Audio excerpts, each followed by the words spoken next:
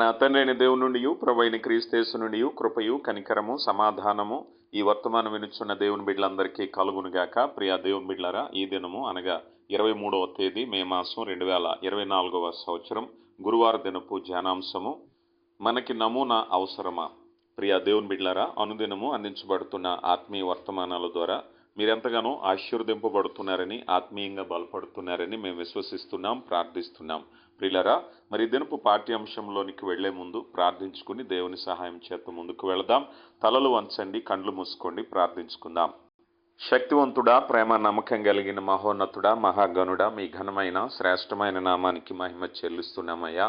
కృప కలిగిన దేవ, ఆధారభూతుడా, నమ్ముకోదగిన సహాయకుడా, శాశ్వతమైన పవిత్రమైన ప్రేమ చేత మమ్మల్ని ప్రేమిస్తూ పోషిస్తూ నడిపిస్తున్నటువంటి జీవాధిపతి, ఈ శ్రేష్టమైన సమయంలో మీ పాద సన్నిధిలో మీ జీవార్థమైన మాటలు వినుటకు కృపనిస్తున్నారు. వినగల చెవిని, గ్రహించగల మనసును దయచేసి అయా మీ ప్రేమను, మీ సంకల్పాన్ని, అయా ఇదిగోనైనా మీ కృపను అర్థం చేసుకునేటువంటి సామర్థ్యాన్ని మాకు దయచేయండి. మారు మనసు రక్షణ లేని హృదయాలను కదిలించండి అయ్యా.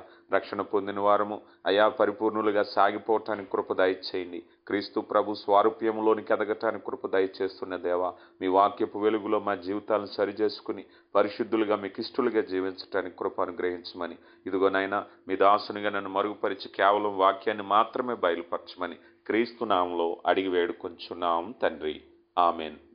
ప్రియులారా, ఈరోజు ఒక విలువైనటువంటి ఆత్మీయ సందేశాన్ని మనం వినబోతున్నాం. మనకు నమూనా అవసరమా? అసలు మనకి నమూనా అనేది ఎందుకు అవసరం? సాధారణంగా నమూనా, దీన్నే ప్యాటర్న్ అంటారు. మనం నడవలసిన మార్గం అనేది ఒక నమూనాగా చెప్తారు. ఒక ఉద్యోగస్తుడు ఒక ఉద్యోగం చేయటానికి ఒక నమూనా అవసరం అవుతుంది. అతని బాధ్యతలు నిర్వర్తించవలసి ఉంటుంది అనేదే ఒక నమూనా. సమాజంలో మనం జీవించవలసినటువంటిది ఒక నమూనా అంటారు. అలాగే బైబిల్ గ్రంథంలో దేవుని వాక్యం చెప్తుంది, నా జనులు కట్టు లేక నశించుదురు అన్నారు. అంటే కట్టు అనంటే ఒక సరిహద్దు, కట్టు అనంటే ఒక ఆజ్ఞ, కట్టు అనగా ఒక నమూనా. ఈరోజు మనిషికి నమూనా ఎందుకు అవసరం? ఈరోజు నమూనా నుంచి బయటపడడానికే మనిషి ప్రయత్నిస్తున్నాడు. ఈరోజు ప్రపంచంలో ఎక్కడైనా మీరు గమనించండి, ఒక విస్తారమైన సంతోషం, అంటే ఏ విధమైనటువంటి అడ్డులు లేనటువంటి స్వేచ్ఛను మనం కోరుకుంటున్నాం కదా. గతానికి ఇప్పటికీ పోల్చుకుంటే సమాజంలోనే చూడండి, పూర్వపు తరాల్లో సాంప్రదాయాలు, కట్టుబాట్లు ఎక్కువగా ఉండేవి. ఆ కట్టుబాట్ల నుంచి కొన్ని మంచికి ఉన్నాయి, కొన్ని చెడ్డకి ఉన్నాయి. అన్నీ మంచివని కూడా మనం చెప్పలేం. ఈ సాంప్రదాయాలు, కట్టుబాట్ల నుంచి మనిషి ముందుకు రావటం ప్రారంభించాడు. స్వేచ్ఛ అనేటువంటిది నేర్చుకుని ఏదైతే పూర్వపు సాంప్రదాయం లేకపోతే నమూనా ఉందో దాని నుంచి బయటకు వచ్చి నేను స్వేచ్ఛగా ఏదైనా చేయగలను అనేటువంటిది. అలాంటి క్రమంలోనికి మనిషి వెళ్ళేటప్పుడు మనిషికి ఒక ప్రశ్న వస్తుంది, అసలు నాకు ఈ క్రమశిక్షణ అవసరమా? ఈ నమూనా అవసరమా? ఇది లేకుండా నేను స్వేచ్ఛగా స్వతంత్రంగా ఉండొచ్చు కదా, అలా ఎందుకు ఉండకూడదు అనేటువంటి భావజాలంతో మనిషి ఆలోచిస్తున్నాడు. ఈరోజు దేవుని వాక్య ప్రకారంగా మనిషికి నమూనా అవసరమా అనేటువంటి విషయాన్ని గురించి చాలా వివరంగా మనం తెలుసుకునే ప్రయత్నం చేద్దాం. ఈ నమూనా అనేటువంటిది సమాజంలో ఉంది. అయితే సమాజానికంటే ముందే దేవుని తలంపులో ఉంది. అంటే దేవుడు మనిషిని కలగచేసినప్పుడు మనిషిని ఒక నమూనా, ఒక మాదిరిలోనే నియమించారు. మీకు ఇంకా అర్థం కావాలి అంటే నమూనా అనేటువంటి అంశాన్ని, ఈరోజు ఒక వ్యక్తి మనకి టైలర్ బట్టలు కుట్టాలి అని అంటే అతనికి ఒక మాదిరి, మోడల్, ఒక నమూనా ఉండాలి. ఒక బిల్డింగ్ కట్టాలి అని అంటే అతనికి ఒక బ్లూ ప్రింట్ ఉండాలి కదా. అది వాహనమే కానీ మరొకటే కానీ ఏదైనా నిర్మించాలి అని అంటే దానికి ఒక ప్యాటర్న్, ఒక నమూనా అనేటువంటిది ఖచ్చితంగా ఉండాలి. ఆ మాదిరి ప్రకారంగానే వారు కట్టాలి, అంతే కదా. వస్త్రాలు ఇచ్చినప్పుడు మనం ఒక కొలత ఇచ్చినప్పుడు ఆ మెజర్స్, ఆ కొలత ప్రకారంగా కుడితేనే అది శరీరానికి ధరించుకోవటానికి బాగుంటుంది. అలాగా మనిషి జీవితాన్ని కూడా దేవుడు ఒక మాదిరిలో జీవించటానికే. ఇక్కడే మనకు ఒక ప్రాథమికమైన ప్రశ్న, ఆ ఏదేను తోటలో ఆ ఫలాన్ని, ఏదైతే తినకూడనటువంటి ఫలాన్ని అక్కడ ఎందుకు పెట్టారు దేవుడు అంటే మాదిరి, మనిషి ఎలా జీవించాలనేటువంటి దాంట్లో ప్రేమ ఉంటుంది, ఆప్యాయత ఉంటుంది, క్రమశిక్షణ ఉంటుంది, కొన్ని విషయాల్లో నివారించటం ఉంటుంది, సరిహద్దు ఉంటుంది. ఇవన్నీ కూడా ఒక భాగమై ఉన్నది. మనిషి ఎలా జీవించాలనేటువంటి విషయంలో మొదటి నుంచి కూడా దేవుడు ఒక ఆలోచన కలిగి ఉన్నాడు. దానినే నమూనా అన్నారు. ఈ నమూనా లేకుండా మనిషి బ్రతకాలి కదా. ఇప్పుడు ఆ విస్తారమైనటువంటి మానవ పోకడలు ఏమిటాయా అంటే, ఎలాంటి వస్త్రాలు ధరించాలి, ఎలాంటి జీవితం జీవించాలి, ఎలాంటి తిండి తినాలి, ఇవేవి కూడా మనిషికి ఇప్పుడు ఒక ఒక నమూనా లేకుండా మనిషి జీవించటానికి ఇష్టపడుతున్నారు. చూడండి, ఒకప్పుడు వస్త్రాల విషయంలో మీరు చూస్తే, ఒకప్పుడు స్త్రీలే కాదు పురుషులే కాదు ఎవరైనా ఒకప్పుడు కొన్ని వస్త్రాలు వేసుకోవటానికి ఒక నేరంగా చూసేవారు. కానీ ఈరోజు అందరూ కూడా అన్ని రకాలైనటువంటి వస్త్రాలు వేసుకుంటున్నారు. వీటి గురించి నేను చెప్పటం కాదంటే, మనిషి ఆ ఆలోచన విధానము ఎలా మారుతుంది అని చెప్పటానికి ఈ ఆలోచన.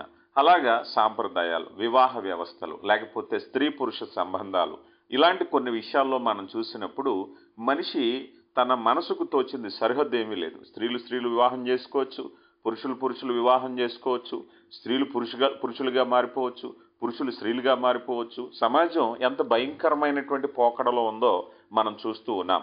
అయితే దీని గురించి బైబిల్ గ్రంథం చెప్పేది ఏమిటయ్యా అంటే, ఫిలిప్పీలకు రాయబడిన పత్రికలో అపోస్తుడైనటువంటి పౌలు గారు ఒక చక్కని మాట అన్నారు. సహోదరులారా, మీరు నన్ను పోలి నడుచుకునిడి, మేము మీకు మాదిరి అయి ఉన్న ప్రకారము నడుచుకుని వారిని గురిపెట్టి చూడుడి అన్నారు కదా. మరో చోట అపోస్తుడైన పౌలు గారు అంటారు కదా, నేను క్రీస్తును పోలి నడుచుకున్నట్టుగా నన్ను పోలి మీరు నడుచుకునుడి అన్నారు. అంటే పౌలు గారు క్రీస్తు వారికి ఒక మాదిరి, పౌలు గారు మనకు మాదిరి. ఇలాగ మాదిరి అనేటువంటి ఒక నమూనాను మనం చూస్తూ ఉన్నాం. అందుకని మనిషి ఈరోజు ఈ భూమి మీద జీవించేటప్పుడు మాదిరికరంగా జీవించాలని దేవుడు కోరుకున్నారు. సాధారణంగా చాలా గృహాల్లో కానీ మన సమాజంలో కానీ చూసేటప్పుడు కొంతమంది ఏదైనా వ్యసనాన్ని బట్టి, వారి జీవితాన్ని బట్టి వారు జీవించేటప్పుడు వారు చెప్పే మాట ఏమిటయ్యా అంటే, ఇదిగో నా ఇష్టానుసారంగా నేను జీవిస్తాను, నీకు అవసరం ఏమిటి, నీకు నష్టం ఏమిటి అని అంటారు. అవును, నష్టమే, సమాజానికి నష్టమే జరుగుతుంది. ఒక వ్యక్తి ఎప్పుడైతే ఒక నియంత్రణలో జీవించట్లేదో పర్యవసానంగా తన ప్రభావం అనేది కుటుంబం మీద, ఇతరుల మీద, ఇరుగు పొరుగు మీద, సమాజం మీద పడుతుంది అనేటువంటిది వాస్తవం. అందుకని మనిషి నియంత్రించవలసినటువంటి ఆ యొక్క నమూనాలోనే ఎందుకు జీవించాలి, ఎవరికి నష్టం అంటే ఖచ్చితంగా సమాజానికి నష్టం అవుతుంది. అందుకని మనిషి ఖచ్చితంగా సమాజపు జీవితం అనేది నియంత్రణతోనే ఉండాలి. మరికొన్నిసార్లు మనం చూస్తూ ఉంటాం, మన ఆత్మీయ జీవితాల్లోనే, విశ్వాసాల్లోనే కొంతమంది, అయ్యా ఇదిగో ఆ పలానా వ్యక్తి, లేకపోతే పలానా బోధకుడు, లేకపోతే పలానా విశ్వాసి, సంఘ పెద్ద ఇలాగ జీవిస్తున్నారు, ఇలాగేమిటయ్యా అని అంటే, ఇదిగో నేను ఏం చేసినా మంచి చెప్తున్నాను, నా వ్యక్తిగత జీవితాన్ని మీరు చూడొద్దు అని అంటారు. కానీ వాక్యం చెప్పేది ఏమిటయ్యా అంటే, నీ బోధో నీ మాటో కాదు, నీ నడత అనేది సమాజంలో అపోస్తుడైనటువంటి పౌలు గారు ఏ రీతిగా చెప్పారో ఈరోజు మనమందరము అలాగే చెప్పటానికే ఉన్నాం. కొన్నిసార్లు కొంతమంది వింతైన పోకడలు, ఇదిగో మన సోషల్ మీడియాలోనూ పేపర్లోనూ చూస్తాం, పలానా పాస్టర్ గారు ఇలా చేశారు, పలానా పాస్టర్ గారు మోసం చేశాడు, పలానా పాస్టర్ ఇంకొకటి ఏదో చేశారని అంటే, కొన్నిసార్లు ఇదిగో క్రైస్తవ లోకం అంతా ఇదే అని అంటారు. కానీ మనకి ఇవ్వబడినటువంటి నమూనా మనుషులు కాదు, క్రీస్తు ప్రభు వారే. ప్రతివారు నమూనాను బట్టి జీవించాలి, ప్రతివారు మాదిరికరంగా జీవించాలి, ప్రతివారు ఇతరులకు మార్గదర్శకంగా ఉండాలనేటువంటిది దేవుని యొక్క ఉద్దేశం. అందుకని నమూనా యొక్క ప్రాధాన్యత క్రైస్తవ ప్రపంచంలో చాలా అధికంగా ఉంది. ఈరోజు ఈ విషయాన్ని ధ్యానించేటప్పుడు ఒక ప్రమాదాన్ని కూడా మనం చూడాలి. ఈరోజు చాలా రకాలైనటువంటి నమూనాలు సమాజంలో ప్రబలిపోయినాయి.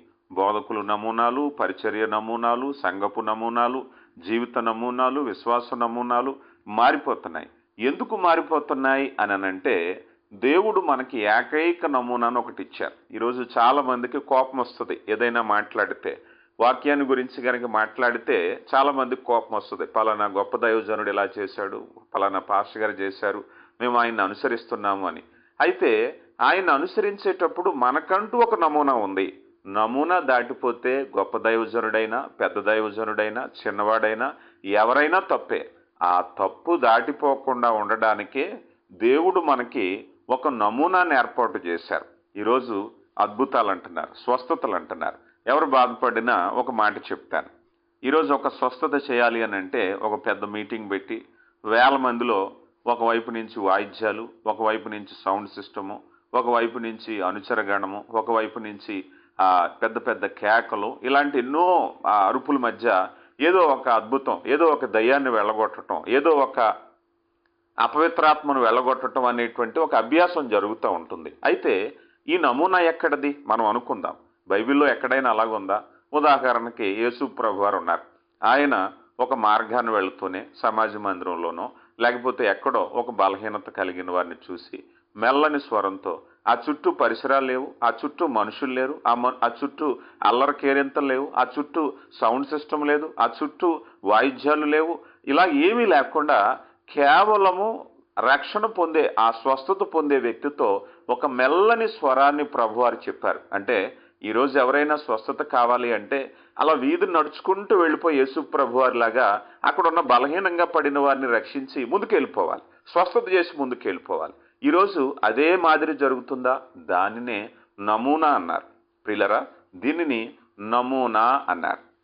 గమనించాలి. ఎందుకనంటే ఒకే ఒక విషయం, స్వస్థత పొందిన తరువాత ఆ స్వస్థత పరిమళము, ఆ స్వస్థత అద్భుతము సమాజానికి పాకింది. ఉదాహరణకి పుట్టుగుడ్డివాడు ఒక ఆయన ఉన్నాడు.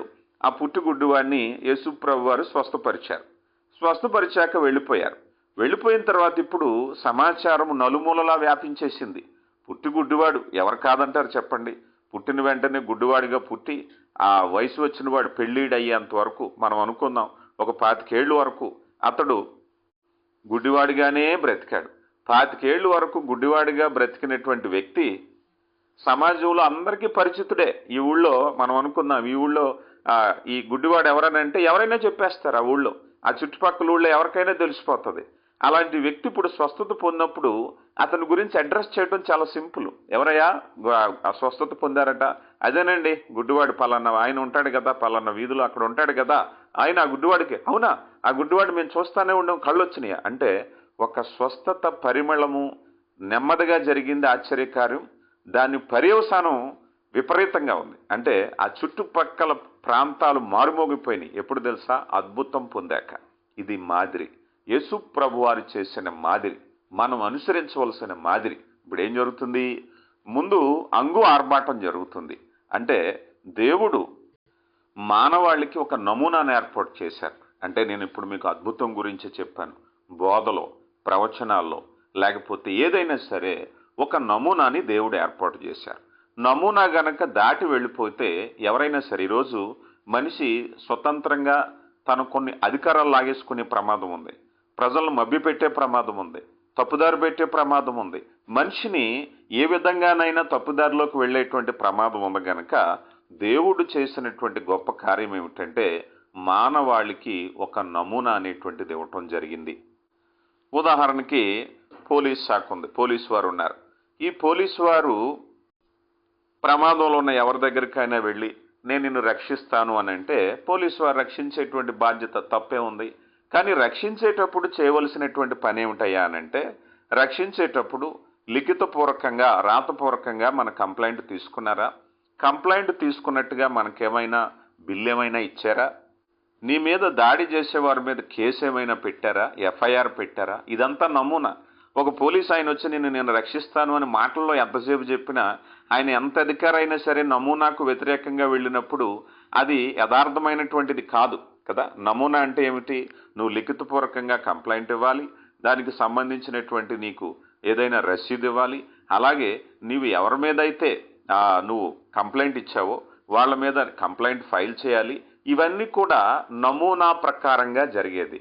ఇది ఏమీ లేదు, కంప్లైంట్ లేదు, రసీదు లేదు, ఎఫ్ఐఆర్ లేదు, ఏమీ లేదు. కానీ ఆయన ఇదిగో నిన్ను కాపాడుతాను, నిన్ను ఒకవేళ నిన్ను నష్టపరిచిన వారిని, గాయపరిచిన వారి మీద నేను చట్ట ప్రకారంగా నేను యాక్షన్ తీసుకుంటానని చెప్పి కాలయాపన చేస్తుంటే అది నమూనా కాదది, ప్యాటర్న్ కాదది. దానికి ఒక నమూనా ఉంది. అలాగా వైద్యానికి ఒక నమూనా ఉంది, వ్యాపారానికి ఒక నమూనా ఉంది, కుటుంబానికి ఒక నమూనా ఉంది. ఇలాంటి నమూనా దేవుడు కూడా మానవాళికి ఇచ్చారు. ఎందుకనంటే ఉదాహరణకి పోలీసు వారికి అనుకుందాం, ఈరోజు కొన్ని విషయాల్లో చట్టంలో నుంచి ఉండేటువంటి లొసుగుల్లో కొంతమంది అన్యాయం చేస్తున్నారు, లంచాలు తీసుకుంటున్నారు, మోసం చేస్తున్నారు. ఇవన్నీ కూడా రోజు వింటూనే ఉంటున్నాం కదా చాలా వరకుని. కారణం ఏమిటో తెలుసా? నమూనా అనుసరించకపోవటాన్ని. రాజ్యాంగము మనిషికి నమూనా ఎందుకు ఇచ్చిందంటే, అబ్బాయి ఈ ప్రకారంగా ఖచ్చితంగా వెళ్ళాలి. ఒక పొలం కొనాలా, లేకపోతే ఇదిగో ఒక ఇల్లు కొనాలా, ఒక నమూనా అనుసరించండి. కొంతమంది ఈ నమూనా అనుసరించకపోవటం వల్ల ఇదిగో మేము మోసపోయిన వెంటనే ఏమయ్యా ఇది అగ్రిమెంట్ ఉందా, కాగితం ఉందా, సంతకాలు ఉన్నాయా, లేదండి మేము నమ్మామండి, నమ్మి మోసపోయామండి. నమూనాను అనుసరించకపోతే జరిగేటువంటి మోసాల సమాజంలో మనం చూస్తూనే ఉన్నాం. ఈరోజు ఆత్మీయ జీవితంలో విశ్వాసానికి నమూనా, బోధకుడికి నమూనా, సంఘానికి నమూనా, ప్రతిదీ కూడా దేవుడు నమూనాన్ని ఏర్పాటు చేశారు. తిమోతికి రాసిన 2వ పత్రిక 1వ అధ్యాయము 13వ వచనంలో, తిమోతికి రాసిన 2వ పత్రిక 1వ అధ్యాయం 13వ వచనంలో, క్రీస్తు యేసునందుంచవలసిన విశ్వాస ప్రేమ కలిగిన వాడై నీవు నా వలన వినిన హితవాక్యమును ప్రమాణముగా గైకొనుము. ప్రియులారా, సంఘానికి చెప్తున్న మాట, అపోస్తుడైన పౌలు తిమోతి గారికి చెప్తున్న మాట. వాక్యాన్నట ప్రమాణముగా, ఇదే ఒక ప్రమాణముగా గైకొనుము. జాగ్రత్త, వాక్యాన్ని దాటిపోయేటటువంటి బోధలు, వాక్యాన్ని దాటిపోయేటటువంటి స్వస్థతలు, వాక్యాన్ని దాటిపోయేటటువంటి ఆలోచనలు చేయొద్దు. వాక్యము మనకొక చక్కనిటువంటి సరిహద్దు, దీన్ని బ్రేక్ అంటారు కదా, దాటిపోకుండా బ్రేక్ అనేది ఒకటి ఉంది. బ్రేక్ లేనటువంటి బండిగా మనం వెళ్ళిపోకూడదు. ఈరోజు చాలామంది ఆత్మీయ జీవితాల్లో బ్రేక్ లేని ప్రయాణాలు చేస్తూ ఉన్నారు. బ్రేక్ ఆగి చోట ఆగవలసిందే ఖచ్చితంగా. సిగ్నల్ పడిన వెంటనే వాహనం ఎలా ఆగుతుందో వాక్యము మనకు కొన్ని సరిహద్దులు ఉపయోగించింది. చాలా చోట్ల సరిహద్దు లేని, అందుకే బెరయా సంఘస్థుల గురించి మనం చూసినప్పుడు వారు వాక్యమును అలాగున్నదో లేదో, పౌలు శీల చెప్పిన సంగతులు అలాగున్నవో లేదో వారు పరిశీలన చేశారు. ప్రియ దేవుని బిడ్డ, ఈరోజు పౌలు శీల కంటే గొప్ప దైవజనులు ఉన్నారని అనుకుందామా? అంటే నేను పౌలు శీలనే బెరయా సంఘస్థులు వారు చెప్పిన తర్వాత వారిని అనుమానించారట. ఈరోజు ఎవరినైనా అనుమానిస్తే కోపం వస్తుంది, విశ్వాసులకు కోపం వస్తుంది. ఎందుకనంటే పలానా ఆయన చెప్పారంటే యథార్థమే అనేటువంటి ఒక నమ్మకం. వ్యక్తులు కాదు, బోధకులు కాదు, దైవజనులు కాదు, వాక్యము ప్రామాణికము. అందుకే ఇక్కడ వాక్యం మనం చూస్తూ ఉన్నాం. తిమోతి పత్రికలో అంటున్నారు కదా, నీవు నా వలన వినిన హితవాక్యమును ప్రమాణముగా గైకొనుము. వాక్యాన్నే ప్రమాణముగా గైకొనాలి. అలాంటి ఆత్మీయ జీవితాలు మనం కట్టబడాలనేటువంటిది దేవుని యొక్క ఉద్దేశం. కనుక ప్రియులారా, మనం ఎక్కడైనా వాక్యం వినేటప్పుడు వాక్యాన్ని సరిపోల్చుకోవాలి. ఈరోజు అద్భుతాలంటే పరిగెడుతున్నారు, సంతోషం. ఇంకొకటి అంటే పరిగెడుతున్నారు, తప్పులేదు. కానీ ఎప్పుడైనా అది వాక్యానుసారమో కాదో నువ్వు గమనించావా కదా? చాలామంది ఇదిగో ఏలియా చేసిన అద్భుతాలు, ఎలీషా చేసిన అద్భుతాలు, ప్రభువారు చేసిన అద్భుతము ఏ రీతిగా జరిగింది, ఏ ఉద్దేశం కొరకు జరిగింది, ఏ క్రమంగా జరిగింది, వాటి యొక్క అధికారం ఏమిటి, లేఖనం ఏం బోధిస్తుంది, ఈ విషయాలన్నిటినీ లేఖనం ద్వారానే చేయాలి. అలా చేసేటటువంటిదే సరిహద్దులు. అలాంటిదే దీని ఏమన్నారంటే ఒక మనిషి నమూనా ప్రకారంగా ఆత్మీయ జీవితాన్ని జీవించాలి. తీతుకు రాసిన పత్రిక 2వ అధ్యాయము 7వ వచనంలో కూడా మనం చూసినట్లయితే, పరపక్షమందుండి వాడు మనలను గూర్చి చెడ్డు మాట ఏదియూ చెప్పనేరక సిగ్గుపడినట్లు అన్నిటి యందు నిన్ను నీవే సత్కార్య విషయమై మాదిరిగా కనపరుచుకొనుము. ఈరోజు మనం చూస్తూ ఉంటాం, పరపక్షం ఉండేటటువంటి వారు ఏం చేస్తున్నారండి? చెడు మాట ఏది చెప్పనేరక సిగ్గుపడినట్లు. కొన్నిసార్లు మనం చూస్తూ ఉంటాం, కొన్ని లేకపోతే అన్యమత సంబంధించినటువంటి సంస్థల వారు మనల్ని అనేక రకాలుగా హేళన చేస్తూ ఉంటారు, ఇంకొకటి చేస్తూ ఉంటారు. ఎందుకు అలాగ జరుగుతుంది? అన్నిసార్లు మనమే నిజమని చెప్పుకోలేం కదా, మనలో కూడా పొరపాట్లు జరుగుతున్నాయి. కారణం ఏమిటంటే హితవాక్యపు ప్రమాణ ప్రకారంగా వెళ్ళనప్పుడు వచ్చేటువంటి సమస్యలు. లోకంలో ఎన్నో చూస్తూ ఉన్నాం కదా. ఒక వ్యక్తి మనల్ని విమర్శించాడు అనుకుందాం. ఎవరైనా సరే ఒక అన్యుడు విమర్శించినప్పుడు విమర్శకు లోనయ్యే విధంగా బైబిల్ కానీ, బైబిల్ బోధ కానీ లేదు. అలా చేస్తున్నారు అని అంటే ఆ నమూనాను అనుసరించకుండా వెళ్ళినప్పుడు ఎదురయ్యేది. ఈరోజు చాలా వాటికి మనల్ని విమర్శించే వాటికి మనం సమాధానం చెప్పగలిగినటువంటి స్థితిలోనే మనం ఉన్నాం. కొన్ని విషయాలకు మనం కూడా సిగ్గుపడవలసిన పరిస్థితులు వస్తున్నాయి. కారణం ఏమిటంటే నిరాధారమైనటువంటి వాక్య ప్రమాణము లేనటువంటి ఆ స్థితిలోకి వెళ్ళిపోవటాన్ని బట్టి కొన్నిసార్లు మనం కూడా సిగ్గుపడవలసిన పరిస్థితులు సమాజంలో మనం చూస్తూ ఉన్నాం. ప్రియులారా, ఏ విషయమైనా మరి వాక్యాన్ని గురించి కొన్ని దినాలు మనం వివరంగా చర్చించుకోకపోతున్నాం. ఈరోజు కేవలం ప్రాథమికమైన అంశాలు మాత్రమే నేను మీకు చెప్పాను. అయితే ముఖ్యంగా ఒక విషయాన్ని చెప్తే, దేవుడు ఏదైనా ఒక పనిని చెప్పినప్పుడు దానికి నమూనాను ఇచ్చారు, ఒక ప్రామాణికమైనటువంటి నమూనాను ఇచ్చారు. హెబ్రీయులకు రాయబడిన పత్రిక 8వ అధ్యాయము 5వ వచనంలో, హెబ్రీయులకు రాయబడిన పత్రిక 8వ అధ్యాయము 5వ వచనం, మోషే గుడారము అమర్చబోయినప్పుడు కొండ మీద నీకు చూపబడిన మాదిరి చొప్పున సమస్తము చేయుటకు జాగ్రత్త పడుము అని దేవుని చేత హెచ్చరింపబడిన ప్రకారము ఈ యాజకులు పరలోక సంబంధమగు వస్తువుల ఛాయారూపకమైన గుడారమునందు సేవ చేయుదురు అన్నారు. గుడారము నిర్మించాలి, మందసము నిర్మించాలి, ఇలాంటి నిర్మించాలి అన్నప్పుడు ఆయన నమూనా ఇస్తారు. ఏదైనా మంచిదే కదా అని అనుకుంటే ఈరోజు ఒక ఉదాంతం చెప్పి నేను ముగిస్తాను, రేపటి దినాన్ని కొనసాగించుకుందాం. దావీదు గారు మందసాన్ని తీసుకుని వచ్చేటప్పుడు ఒక చక్కని క్రొత్తని ఎడ్ల బండి తయారు చేశారు, మేళవాయిద్యాలను ఏర్పాటు చేశారు. సమాజం అంతటిని కూడా, తన మంత్రులందరినీ కూడా ఏర్పాటు చేసి, సమావేశం ఏర్పాటు చేసి దేవుని మందసాన్ని ఎంత ఘనంగా తీసుకురావాలనేటువంటి ఉద్దేశంతో ఈరోజు చాలా బలమైనటువంటి ఏర్పాటు చేశారు. ఆ ఏర్పాటులో మరి వేలాది బలులు అర్పించబడ్డాయి, మేళతాళాలు ఎంతో అంగంగ వైభవంగా, వీధులన్నీ కూడా ఎంతో ఉత్సాహంగా జరుగుతుంది. ఈ సమయంలో బండి వెళుతుంటుండగా ఎద్దు కాలు జారింది. ఉజ్జా ఆ మందసాన్ని చేయి తాకాడు, ఒక్కసారిగా ప్రాణం కోల్పోయాడు. అంటే ఈయన ఇంత చక్కగా అద్భుతంగా చేయటానికి, సంతోషంగా చేయటానికి, భారీ ఖర్చుతో చేయటానికి ఆయన మంచి మనసుతోనే చేస్తున్నారు, కానీ నమూనా అనేది తప్పిపోయింది అక్కడ. ఆ వ్యక్తి చనిపోవటానికి గల కారణం ఏమిటో తెలుసుకున్నాడు. తర్వాత జరిగింది ఏమిటో తెలుసా? తాను ఆ కార్యక్రమాన్ని ఏర్పాటు చేయటానికి తన సభలో ఉండేటువంటి మంత్రుల సమావేశాన్ని ఏర్పాటు చేశాడు. తర్వాత తప్పిదం తెలుసుకున్న తర్వాత యాజకులను పిలిపించారు, గ్రంథాలు తెరిపించారు. అయా, ఆ మందసం మోయి విధానం ఎట్టిది అని అప్పుడు తెలుసుకున్నారు. మేళతాళాలు, వేలాది పశువుల యొక్క బలులు, క్రొత్త బండి, ఇవన్నీ కాదు అక్కడ కావాల్సింది. దేవుని నమూనా ఒకటి ఉంటుంది. ఆ నమూనా దగ్గరికి వెళ్లకుండా ఘనంగానే చేయాలనుకున్నాడు, కానీ దేవుని నమూనా మర్చిపోతే ప్రమాదం గమనించాడు. ఆ నమూనా, ఆ మందసాన్ని ఏ వంశీకులు మోయాలి, దానికి ఏ తుమ్మకరలు ఉపయోగించాలి, ఏ విధంగా పెట్టాలి, ఈ విధంగా ఆలోచించారు. అలా ఆలోచించినటువంటి గ్రంథములో ఉన్న నమూనాను తీసుకున్న తర్వాత మాత్రమే అది సరైనది. అంటే దావీదు గారు ముందు చేసిన ప్రయత్నము నమూనాని అనుసరించకపోవటమే.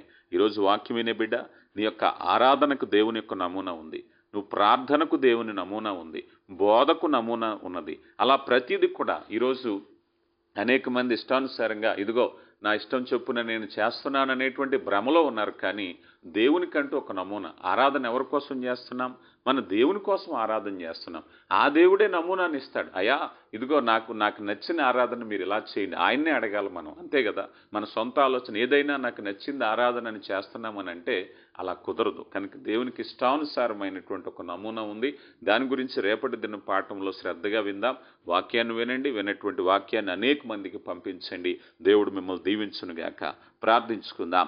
కృపగలిగిన దేవా, ప్రేమ నమ్మకం కలిగిన మా కన్న తండ్రి, మీ ఘననామానికి మహిమ చెల్లిస్తున్నామయ్యా. కృపగలిగిన దేవా, ఇదిగో నాయన విత్తబడిన వాక్యాన్ని బట్టి మీకు మహిమ చెల్లిస్తున్నాం. విన్న వాక్యము విని విడిచిపెట్టకుండా గాయకొని జీవించటానికి కృప దయచేయండి. శక్తివంతుడా, అవునాయన, మీ నమూనా, మీ వాక్యం అనే నమూనాని తెలుసుకుని ఆ ప్రకారంగా ఆత్మీయ జీవితాల్లో మిమ్మల్ని స్తుతించుటకు, జీవించుటకు నాయన కృపనివ్వండి. ఇదిగో నాయన, ఈ వర్తమానం విన్న బిడ్డలను దీవించండి. విన్నటువంటి వాక్యాన్ని సువార్తలో భాగంగా అనేకులతో పంచుచుంటుండగా సువార్త ద్వారా వచ్చే ఆశీర్వాదాల చేత నింపి ఈ వర్తమాన కార్యక్రమాల ద్వారా కేవలం మీరు మాత్రమే మహిమ ఘనత పొందమని క్రీస్తు నామములో అడిగి వేడుకొంచున్నాం తండ్రి. ఆమేన్.